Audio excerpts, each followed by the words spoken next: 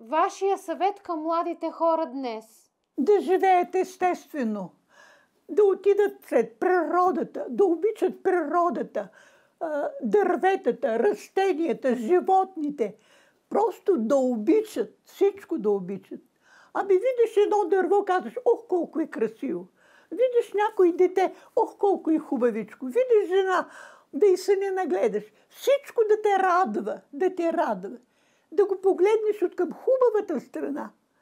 Всички лоши мисли, когато мислиш лошо, всичко се трупа в тебе. Да не бездействат, да правят, да не стоят така времето, защото времето минава на годините вече.